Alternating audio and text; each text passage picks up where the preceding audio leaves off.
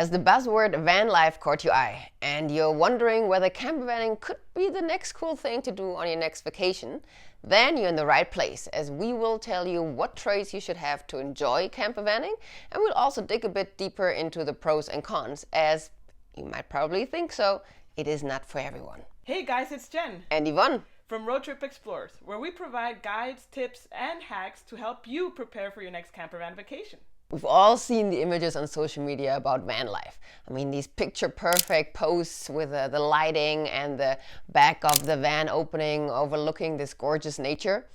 It's pretty mind-blowing. Although we love campervanning, we totally know that this is not meant for everyone. So in this video, we're going to talk about the traits that you probably should have in your personality to know for sure that you're going to enjoy this kind of trip, as well as the pros and cons for doing a campervan vacation. #vancation. So let's start with the 5 traits that you should have to enjoy campervanning. I mean, the first one is pretty obvious. You should be an outdoor lover, or at least you should enjoy being outdoors in the fresh air, in nature, and outside of like any city boundaries and noise. Yeah, second trait is that you should be ready to get your hands dirty. Yep.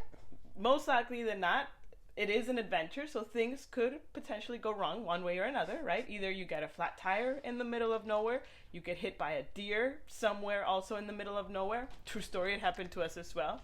And you should be prepared to deal with these situations, both mentally to keep calm and be sure that you will be able to resolve the issue, as well as we just mentioned, probably get your hands dirty. If you need to change that tire, do you know how?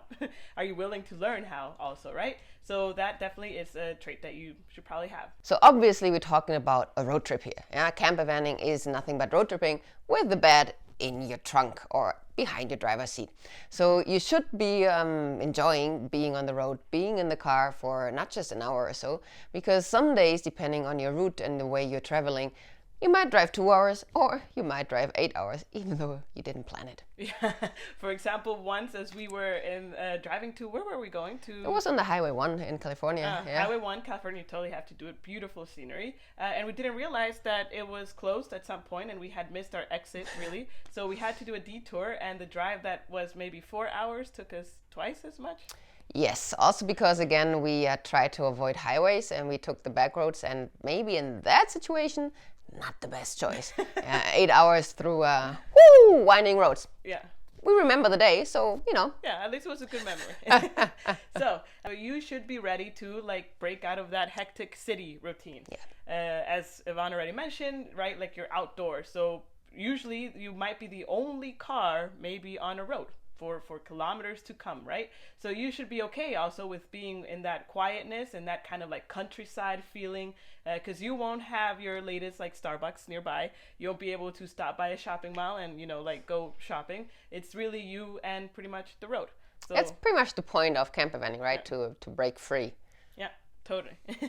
Last but not least, you need to enjoy deciding for yourself when you want to do what and where. This is not a pre-planned vacation where you get the itinerary for the day listed and someone's telling you, okay, get off the bus now. You're pretty much in control, which can be a very liberating feeling for us.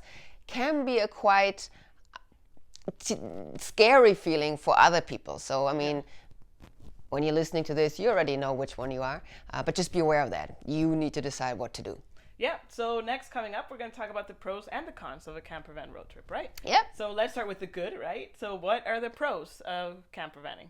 Freedom. The first thing, obviously, that comes to mind is freedom, yeah? Because as we mentioned in the last point, you have the freedom to decide where you're going to sleep, what you're going to see. You might need to drive from A to B, but in between, you can stop really wherever you want, right? So that sense of freedom, you can really just have it on a road trip. Absolutely. Second pro, let's see. So an incredible nature you get to experience incredible nature and get impressions of country, again, not from the city life, but the countryside life. Campervanning you would obviously do in places and countries that offer this. When you think of them, you dream of them, you just see nature, mountains, lakes, oceans, beaches, whatever comes to mind. And driving through it and actually being able to camp in that forest or by that waterfall, that is just the perk of a campervan road trip. you might be able to do that with a car. However, the hotel won't be in that forest or won't be next to that waterfall. Yeah, just as an example, the Grand Canyon, right? Like, I was amazed by really how much you have to drive just to get to the Grand Canyon. Like, you're in the park and you still need to drive a good 30 minutes, maybe to an hour, just to reach any of the rims that you can actually have that viewpoint, right? So if you're staying in a campground, it's really a 10-minute walk from the campground. Imagine if you're staying in a hotel outside of the park. Well, every day you need to also deal with traffic, wake up super early just to beat that traffic, and still drive a good hour just to get to the rim. Last pro on our list is unexpected adventure. For some, this might not be a pro at all, but for us, we actually love it, right? Either it's an adventure that you plan ahead on doing, or things unexpectedly happen to you. So what about the not so cool things about campervanning? We have to be honest, right? Not everything is sunshine and rainbows. Not everything is sunshine and rainbows. It's very tight. It's very tight, depending on the van you're obviously renting. I mean, we love the small ones, the car campers in a way, but you need to be able to get around small spaces. Yeah, completely. So if you are maybe claustrophobic or you're traveling with someone that you don't really like, those quarters will become tight very fast. Yeah. Another thing is that things that you do at home can become luxuries, right? Yes. So there are some campgrounds where there is no Wi-Fi connection or internet, no matter if you have a local SIM card or whatever, you're just disconnected from the world. So it's not like you can just chill in the back of your van and just binge watch a TV show. I mean, and again, for some, this might not be a negative. Actually, it is not really negative for us also, because we like to be disconnected. Yeah. But you should be aware. Yeah, that you're not going to be able to have that internet connection, right? Also, sometimes even taking a shower becomes a luxury, right?